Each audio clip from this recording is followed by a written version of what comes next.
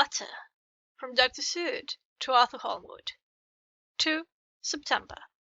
My dear old fellow, with regard to Miss Westenra's health, I hasten to let you know at once that in my opinion there is not any functional disturbance or any malady that I know of. At the same time, I am not by any means satisfied with her appearance. She is woefully different from what she was when I saw her last. Of course, you must bear in mind that I did not have full opportunity of examination such as I should wish. Our very friendship makes a little difficulty which not even medical science or custom can bridge over. I had better tell you exactly what happened, leaving you to draw in a measure your own conclusions. I shall then say what I have done and propose doing. I found Miss Westenra in seemingly gay spirits. Her mother was present, and in a few seconds I made up my mind that she was trying all she knew to mislead her mother and prevent her from being anxious. I have no doubt she guesses, if she does not know, what need of caution there is. We lunched alone, and as well exerted ourselves to be cheerful, we got as some kind of reward for our labours some real cheerfulness amongst us. Then Mrs. Westenra went to lie down, and Lucy was left with me. We went into her boudoir. Until we got there her gaiety remained, for the servants were coming and going. As soon as the door was closed, however, the mask fell from her face, and she sank down into a chair with a great sigh, and hid her eyes with her hand.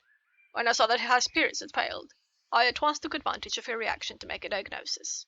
She said to me very sweetly, "I cannot tell you how I love talking about myself."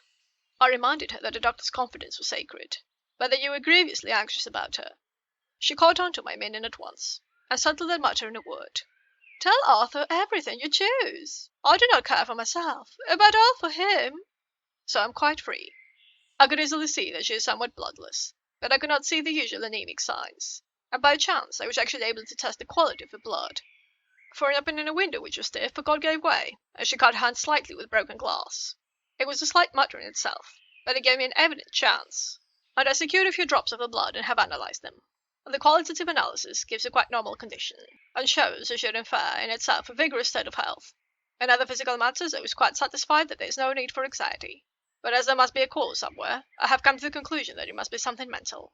She complains of difficulty in breathing satisfactorily at times, and of heavy, lethargic sleep, with dreams that frighten her, but regarding which she can remember nothing. She says that as a child she used to walk in her sleep, and that when in Whitby the habit came back, and that once she walked out in the night and went to the East Cliff, where Miss Murray found her, but she assures me that of late the habit has not returned. I am in doubt, as I have done the best thing I know of. I have written to my old friend and master, Professor Van Helsing, of Amsterdam, who knows as much about obscure diseases as anyone in the world. I have asked him to come over, and as he told me that all things were to be at your charge, I have mentioned to him who you are and your relations to Miss Westenra. This, my dear fellow, is only in obedience to your wishes, for I am only too proud and happy to do anything I can for her. Van Helsing would, I know, do anything for me for a personal reason. So, no matter what ground he comes, we must accept his wishes. He is a seemingly arbitrary man, but this is because he knows what he is talking about better than anyone else.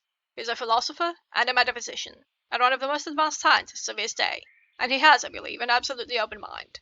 This, with an iron nerve, a temper of the iceberg, and indomitable resolution, self-command and toleration exalted from virtues to blessings, and the kindliest and truest heart that beats. These form his equipment for the noble work that he is doing for mankind, work both in theory and practice, for his views are as wide as his all-embracing sympathy. I'll tell you these facts that you may know why I have such confidence in him. I have asked him to come at once. I shall see Miss Westenra tomorrow again. She is to meet me at the stores, so that I may not alarm her mother by too early repetition of my call.